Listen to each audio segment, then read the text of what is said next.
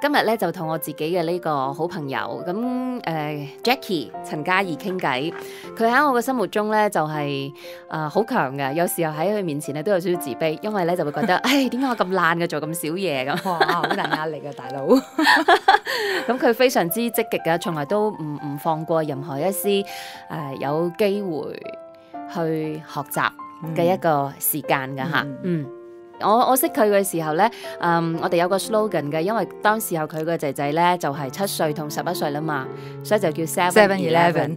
咁我哋相識咗幾耐啊？而家大仔都19歲係嘛？其實仲有唔到1個月，佢20歲足啦，所以我哋識緊13年啊！唔係冇13年，9年係啦。你喺生活中中意玩嘅嘢好多，有冇發覺啊？絕對。我識你嘅時候咧，咁9年前我哋喺電台做訪問，就係因為你以一個旅遊作家嘅身份啦嚟上節目。我記得同你做完訪問之後，你就話俾我知，我下個月咧我要出發去北海道。係啊。冇人咁黐線嘅，雖然我都知道香港人係好中意日本啊，但係冇呢個朋友咁黐線嘅，當日本係娘家。係啊，我真係唔覺得。回娘家，真係每一個人都問翻香港，係啊，每一個人都問我，你成日翻香港啊？其實喺我嚟咗馬來西亞18年，我翻香港應該係5次。咁但係我去日本喺呢18年裏邊，我應該去咗20次度。咁所以對我嚟講，日本先係我家鄉。你一次又一次咁翻日本去玩，每次都應該係去唔同樣嘅地方啊。係啊，一樣啦，同個性一樣。我將我日本反轉再反轉。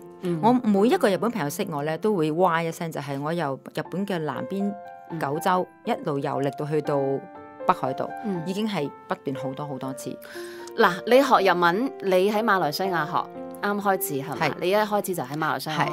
咁我識你嗰時候咧，你就話俾我知，你都係靠自己去自修，跟住就自己去考試，同埋考好多級咁樣。一開始嘅時候咧，我相信每一樣嘢咧，我雖然我中意自修，但係我覺得嗰個 foundation 係好重要嘅。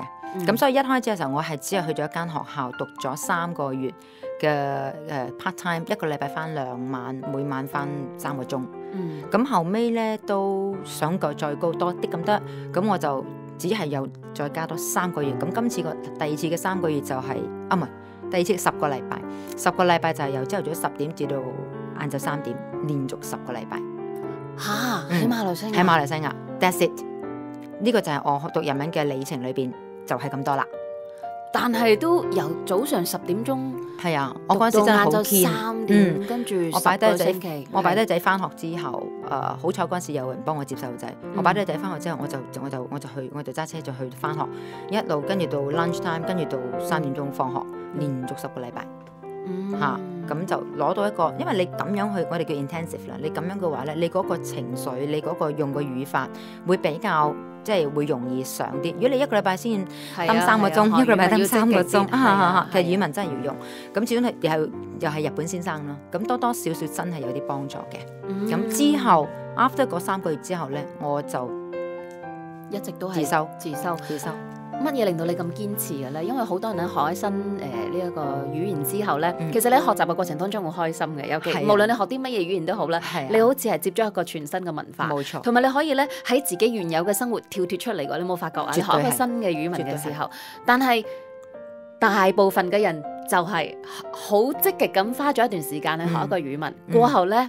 因為你冇喺個國家生活啊，或者你又冇用到啊，然後你就交翻晒俾老師啦。你點樣去堅持？你仲要咁樣去繼續嘅自修日文呢？我諗喺日文呢方面呢，我學到我人生嘅功課就係，當你中意一樣嘢，你先有個動力。你個中意，咁你唔純粹中意你係愛。我真係愛啦，即係好似個男仔追個女仔咁樣講，你初都好中意，你追咗你之後發覺裏面冇愛嘅，你就好難 continue。係咪先？即係爽啊嘛，一眼哇合眼緣咁樣一樣啦。日文一開始嗰時好爽啊，咁你講幾句，但係我真係好愛。我睇日劇啦，我又超中意日劇嘅。咁我跟住我中意日文歌啦。你有一個特別嘅情意結，你真係有日本靈魂喺度。係啊，同埋喺日劇嘅，我諗每一個國家佢嘅劇集，其實你會睇到背後嘅文化。所以你會中意。咁有啲人特別中意睇西片，有啲人特別中意睇港產片。你喺港產片你睇到香港人特性嘅，其實咁同樣你喺日劇裏邊你睇到日本人嘅特性。我係發覺越睇越中意，越嚟越熟習佢嘅特性，越嚟越嚮往嗰種特性。我就冇辦法放手。你嘅一個探索嘅性格啦，同埋不甘於流於膚淺同表面嘅一個性格，一個好好學嘅性格，就驅使你去咗日本啦。係嗱，你唔好話係你啦，就算係我自己啊，我都係要三思。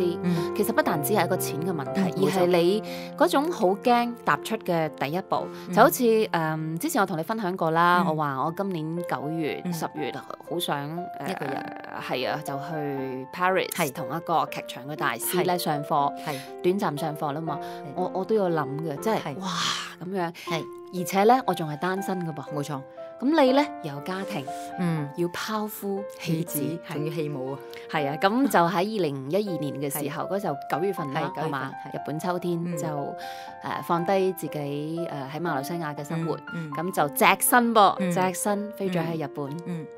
其實嗰個過程係因為嗰陣時收到一個offer 啦，sponsor 我，咁其實我年紀都唔係細，唔係18、22嘅啦嘛，咁收到呢嗰陣時其實幾驚喜嘅。講一講呢個 sponsor 好嘛？呢個 sponsor actually 就係因為我一路以嚟喺馬來西亞啦，喺其他地方我都係我有寫稿，你都知啦，旅遊作家，咁我都係寫日本嘅。基本上其實我幾幸運係我已經踏足過17個國家，咁但係日本係我去最多，我最鍾愛嘅，咁亦都因為咁樣我寫嘅篇幅會比較多啲，咁後期再輾轉，我又出咗一本日本嘅旅遊書咁樣，咁跟住我去日本嗰時候，我都會同一啲嗰啲 organisation 會聯絡嘅，會俾佢哋知道，咁通常都要擺低張卡片啊，或者係話我哋 background 係啲咩嘢，我想做啲咩嘢咁，亦都因為咁樣有個朋友嘅穿針引線咧，就幫我攞到一個 sponsor， 咁佢嘅 sponsor 咧就原本係叫我直接喺北海道一間學校嗰度，咁佢會有佢係學校咧 full course 3個月，哇！仲要係你有間單人房你自己。住下，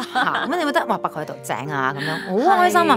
咁一收到嗰時真係好開心，就同屋企講，屋企人開心啦。但係開心咗，大家開心咗唔使10分鐘。咁其實就有難度啦，因為始終雖然我係好自由性好大，但係其實我都係親力親為嘅。我對我屋企嘅細路仔嘅照顧，你都知道。我每朝早雖然我仔已經係牛高馬大啦而家，咁但係我仍然係5點9個字起身。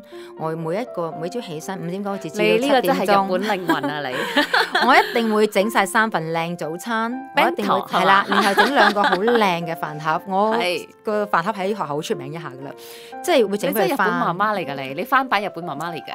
但係佢哋其實另一方面去睇就係，我個喺呢度嘅文化係細路仔好要面啊，10幾歲嘅細路仔，佢都仲寧願佢話媽咪我要帶便當，我唔想喺學校食。其實好 proud 㗎，你會好自豪，因為而家帶個細路仔嫌麻煩，同埋要講有型有款啊嘛。咁佢哋會寧願你俾錢佢喺翻去 canteen 食 whatever，佢唔愛，佢話你最好整便當俾我，我唔知幾中意幾開心，咁我就會整俾佢哋。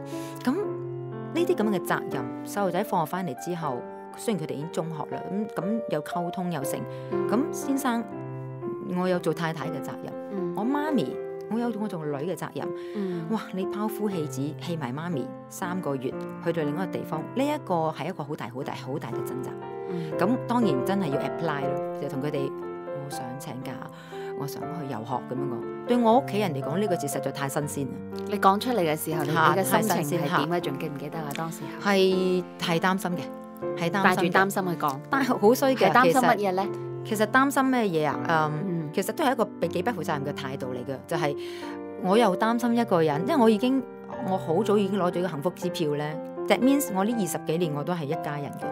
我都係有人同我一齊嘅，其實我反而好驚一個人嘅連結。OK，啱唔啱啊？咁你又一個人，咁你呢個機會喺呢一度，似又好夢幻。咁你一個人去到一個地方，你得唔得咧？因為呢20幾年以嚟，你最主要嘅身份都係別人嘅太太。冇錯啦，係啦，別人太太、別人媽咪嚇咁樣係嘛？旅遊係我選擇性噶嘛，我中意去2個禮拜、3個禮拜，呢個係選擇性又唔同啊嘛。但係而家你嗰邊。即係一個人讀書，同埋我自修咁耐，讀書喎。咁你讀書身邊嗰啲可能係小朋友嚟。咦？反而今次呢個機會嚟到嘅時候，呢個幸福嘅機會嚟到時候，其實有啲猶豫同擔心嘅。有擔心嘅，同埋好多時好多人做好多嘢咧，就我要呢樣嘢，我搶到手嗰陣時，先發現有啲嘢原來你冇諗過去擔心㗎嚇。咁你發現死火啦！幸福背後有啲幸福背後都係需要啲付出㗎，係嘛？原來幸福嘅背後係原來幸福個旅過程裏邊，原來自己係盲咗唔知道㗎。呢個盲點冇睇到嘅嗯嚇，咁開始諗。咁另一方面又唔知道屋企 O 唔 OK，咁又覺得好內疚，因為媽咪年紀都唔細，我咁樣走咗去，咁將個責任擺俾媽咪，因為媽咪要煮飯啊嘛。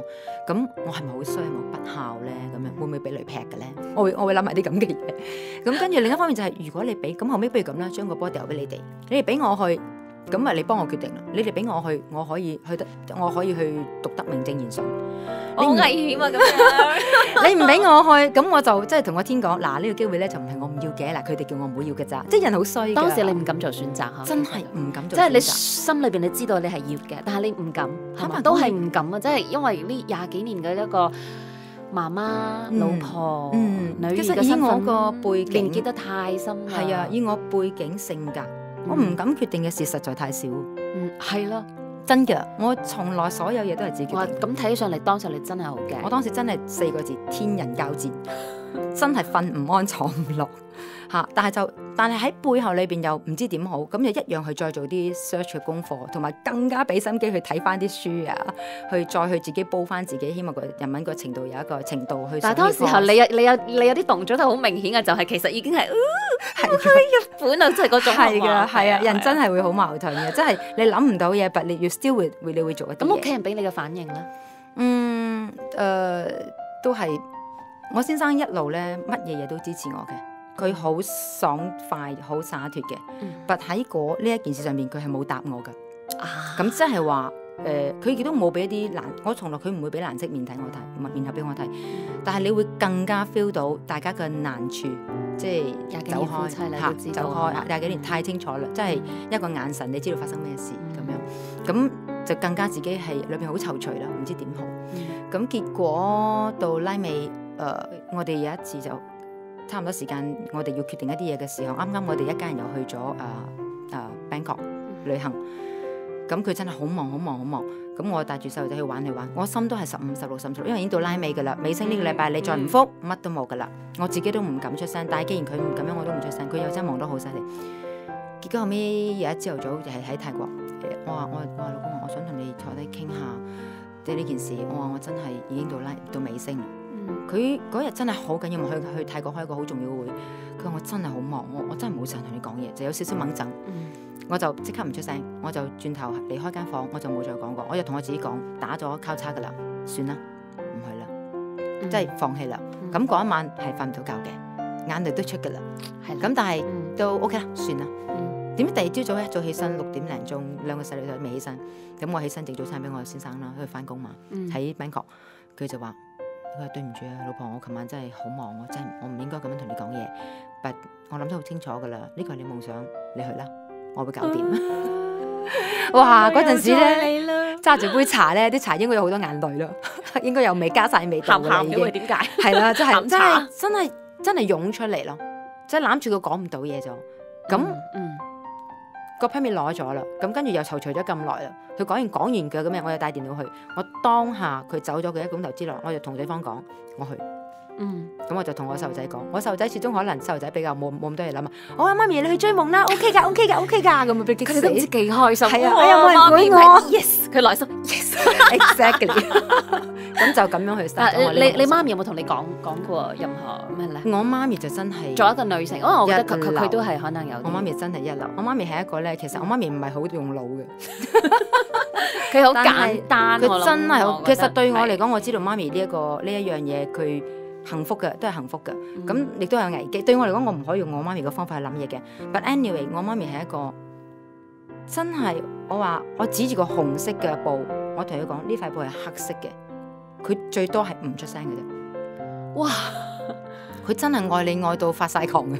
係啊，佢真係愛你咧，佢唔會打擊你。即係以前我媽咪真係唔係咁後生嘅時候，但係呢10幾年同媽咪相處，我媽咪真係我做乜嘢佢都會支持我。我即係除咗我先生之外，我媽咪係我做乜嘢佢都會支持我。可能過去當你同佢即係媽咪跟住你嚟馬來西亞嘅時候，你一定喺生活上啦，佢睇住你一啲進步，咁佢睇到你所做嘅嘢，佢太清楚你啦，知道係嘛？而你嘅性格一決定咗，咁佢知道。係啊，我同媽咪嘅緣分係我細路仔嘅時候，我後生，我好細個我就擔家噶啦。咁為咗我媽咪，咁其實我同我媽咪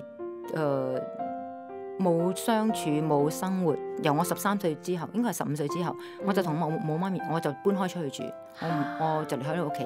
咁我同我媽咪只係電話溝通，或者不過我好錫我媽咪，呢個係肯定嘅。咁但係就冇生活埋一齊，直至到我23歲我結婚，我嚟到馬來西亞嘅時候，我已經生咗 BB 仔。咁喺呢10幾年，我先至真正同我媽咪相處生活嘅。其實，咁喺呢個時間即係開始嘅時候，我仲以為係我想照顧我媽咪，因為經濟環境問題啊，媽咪冇人照顧，咁我爸爸又過身啦咁點知後尾而家諗翻轉頭，其實冇我媽咪，我乜嘢都做唔到，係佢嘅 support， 佢嘅支持，我可以行出呢個門口行得好開心，行得好舒服。咁佢最造就我夢想嘅人，除咗我先生之外，就係我媽咪。係啦，好多時候我哋都會認為咧，自己獲得一啲成就啦，或者係幸福嘅背後係好單靠自己嘅努力嘅。咁但係其實撐住幸福嘅底下咧，係有一啲好 support 我哋嘅人。咁個 support 係我哋自己願唔願意睇到，係發掘到嘅啫嚇。係啊，咁一味以為哎呀，我媽咪係我照顧嘅，我養我媽咪啊。其實咧呢個數真係會俾雷劈嘅。其實一路都係我媽咪照顧我哋。所以你就好放心咁絕對飛咗去日本啦。絕對。自己一個人喺日本生活，跟住又去上課，有冇一種咧就哇，即係暫時啦脫離咗20幾年嘅家庭生活，會唔會發覺自己翻去一種好學生時代嘅一種好少女時代嘅一種感覺啊？可能你都知我背景咯，可能因為我13歲開始做事，我就冇乜機會讀書嘅，咁所以當飛上天空嘅時候話哇40幾歲人啦，話俾人聽我去日本讀書，即係俾自己都好飄，自己都好飄。不過問題就係即係飄唔夠3日啊，其實飄唔夠3日。其實好，原來人個恐懼係會，你去到嗰個 moment， 你一個人嘅時候，你嗰個開心同埋唔開心係會完全預料唔到嘅時機會跳出嚟嘅。夜晚我起身嘅時候，我突然間好恐慌，個心無論真係 physically。個心都會跳得好緊要，唔知慌啲乜嘢嘢㗎，唔知道，跟住你會發覺好唔自在，好唔自然，咁要唔要繼續落去咧？咁樣，咁頭1個禮拜都仲係 OK， 哇！第2個禮拜開始唔對路啦，第3個禮拜直頭有打退堂鼓嘅念頭。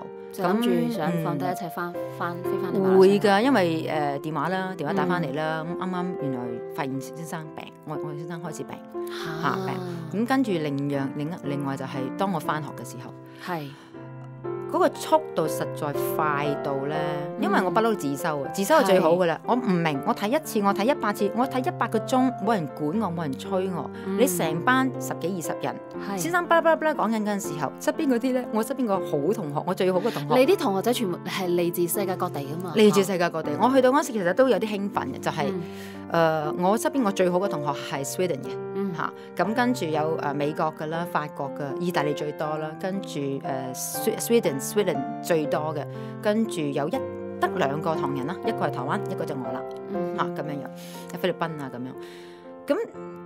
咁我個最好朋友咧20歲，即係實大我仔1年啫，即係會覺得我同學仔，但係我哋好好傾，即係我哋好認真去學，真係好快。講真，對我嚟講，我諗佢哋做半個鐘頭功課，我翻到去咧，我係每日做4個鐘頭功課。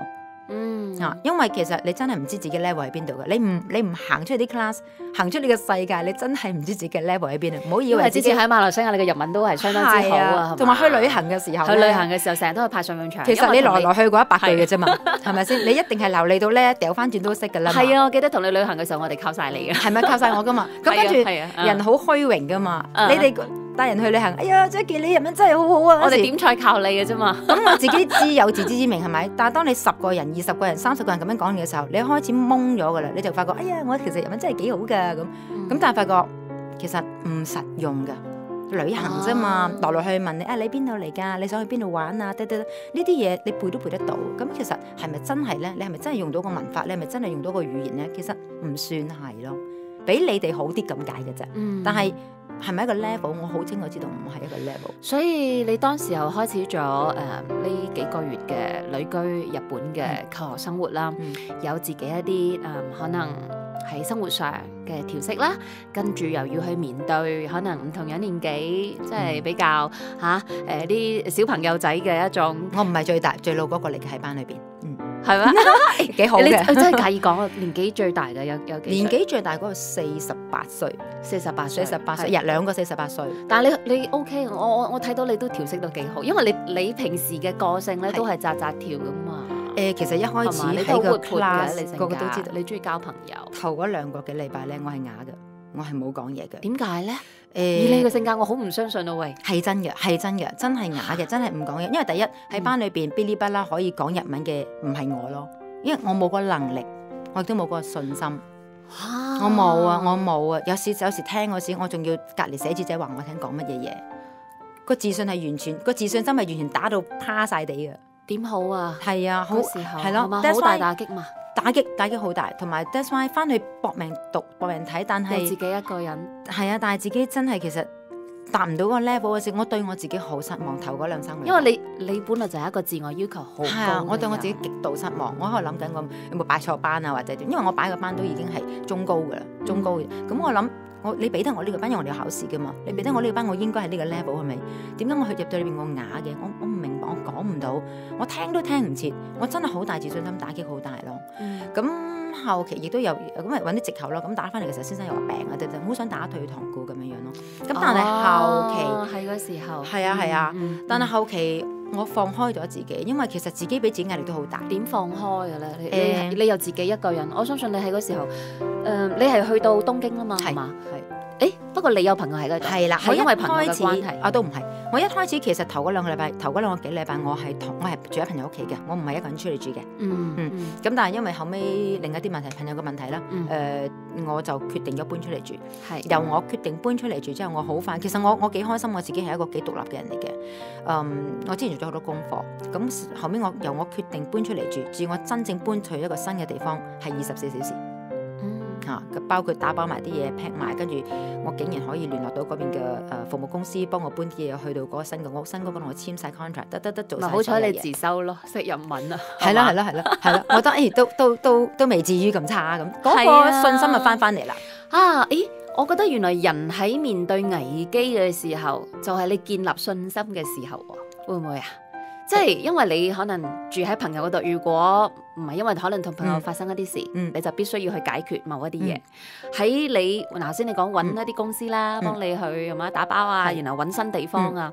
你成個過程，你有同人對話咁嘛？你嘅日文又開始派上用場啦。係啊，係咪你嘅信心慢慢翻嚟啊？對我嚟講，危機嘅時候咧，我真正相信佢係上天定落地，真係你一個念頭決定。係啊，我可以名正言順 pack 嘢翻嚟啊！但係點解話我可以用頭先我所講嘅方法，我 pack 咗去第二度，我一樣要一個人生活。其實全部都係自己可以決定嘅。係啊，咁結果由我搬出嚟之後，咁我先一個人啦。咁我搬出嚟第一日打翻屋企，喊到鬼咁。咁到後期，我喺嗰度生活得非常多姿多彩嘅。我搬咗出嚟之後，係因為我清楚知道，當你一個人生活，你雖然你係讀緊一個你中意嘅嘢，但係呢個人生活你係苦悶嘅。咁我又開始衝破自己啲性格，就係點解咧？因為大部分嘅人都會坐喺屋企等人哋 call 你出去食飯，call 你去一啲聚會。其實每一個人去到 party，去到一齊 gathering，一定係開心嘅，係開心嘅。但係有幾多個人會做搞手啊？因為大部分嘅80%嘅人都係坐喺度等。咁所以咧，有時譬如話譬如好簡單，聖誕節，有冇人 call 我咧？唔係，譬如話，哎呀，情人節有冇人 call 我咧？其實呢個係一個好被動。咁與其係咁，我唔愛啦。我頭嗰3個禮拜捱得太辛苦啦，我就決定做一個主動性。係啊，要講一講 Jackie 係9月出發，咁佢喺嗰度咧就係 stay 咗有成4個月嘅時間，到3月啦嘛，係嘛？係半年啊，半年啊，係就喺半年。咁你自己就開始做搞手，係啦，主動出擊，主動出擊，我好犀利。咁因為我都中意飲下啤酒啊，咁樣。咁你知道咧喺日本咧黃昏時間咧，佢就會係一啲 happy hour。咩叫 happy hour 咧？2個鐘頭之內你俾一個價錢，飲到你傻，都係一個錢嘅啫。咁但係好多人都中意，而且我間學校大部分都係鬼佬嚟嘅。咁好啱啦，話飲啤酒容易交朋友啊！呢個係啊，呢個真係走遍天下嘅大道理。係啦，咁我哋英文叫做 communication，right？ 咁但係喺日文有個字咧，日文飲嘅叫 nomimono， 唔係nomimasu。咁 nomu 嘅時候咧，我哋有另一個字叫做咧飲嘅溝通，叫做 communication。嚇係啊，日文叫呢一個字係日文有，nomination，我係下次啊係啦。 ，nomination 係咪嚇？咁就尾一樣啦。你有好多酒友啊，係咪？咁你就會有 nomitomo，係咪？咁呢啲嘢係日文字典裏面冇嘅。咁但係你會發現冇㗎，係都有新生，即係呢啲生活上嘅字眼嚟㗎。咁我覺得幾得意咁樣講。咁跟住我就會初初好大膽喎，好大膽。有一日喺 lift 嗰度遇到一個，即係全部都鬼佬嘛，遇到德國嘅叫做 Thomas。咁我就好大膽，我話 Thomas，我話你使唔使飲啤酒啊？咁跟住我哋其實個 lift 裏面好多人嘅，我用日文問。跟住阿 Thomas 好快同我一路都好想飲㗎，冇人帶我去飲啊咁。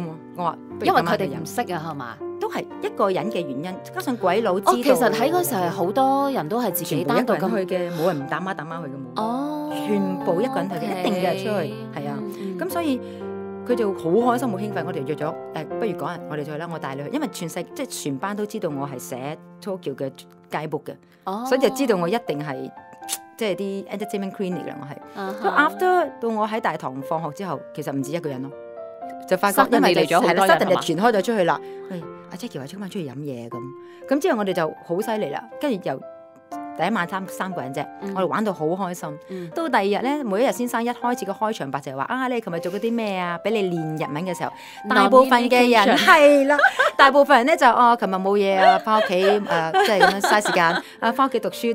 突然間阿 Thomas 講，琴日嗱我哋同阿 Jackie 上去咗咁啊，好開心啊！咩地方點講唔停口喎。轉頭再去到我個好朋友叫 Benjamin， 佢又講係啊，我琴日同阿 Jackie 上去咗邊度得，跟住全世界嘅眼光突然間燈着晒燈，之後嗰一晚開始就12個人，跟住就變大隊，跟住就已經變咗係啊，變咗大隊，變咗大隊。咁之後變咗自己喺呢一個過程裏邊，我會主動出擊咯，我會突破自己嘅性格，我唔想等人，以佢係等，點解我唔去做？咁你做大部分人係等嘅，我發現咗就係大部分係等八成人係做被動嘅，2成人係主動嘅，我唔想再做呢一堆人，我要做呢兩成嘅人。喂，如果係我嘅話，我真係會好尷尬，我唔敢。你如果諗翻轉頭，點解你嘅性格會係即係比較傾向主動出擊？係你後邊到底係有啲乜嘢驅動力，令到你會去踏出呢一步咧？即係例如你約人去飲啤酒咁。我諗你問10個都唔敢，尤其你又係一個靚女咁啦。喂，喺日本嗱。以後放 Jackie 嘅身上就知道，佢根本係睇唔出係一個媽媽咁。好多人都會諗到你都係一個後生靚妹仔咁樣嘛。有人追㗎，係嘛？有人追，好開心。你睇下旅居呢個旅居就呢個好處。你其實有冇諗過㗎？除咗係你自己嘅呢一份性格，你唔中意坐喺度等。你過去乜嘢經歷、乜嘢遭遇，令到你有呢個性格，就係你中意咁快嘅同人打成一片。因為你覺得好啱咯。其實人嘅年紀，你一上咗一個30、35，你會發覺時間真係過得好快。你會不斷有好多嘢後悔，你真係唔好為咗啲好無謂嘅所謂自尊。即係呢個係我打破咗我自己性格嘅無謂嘅自尊。其實冇人會理你，亦都冇人會諗你係女人，係約我食飯，我會同你點。如果你係要咁樣做嘅，即係人哋諗你嗰啲嘢，你咁樣做嘅，你都會發生㗎啦。即係你諗佢又會發生，你唔諗佢又會發生。我諗你做乜嘢嘢咧？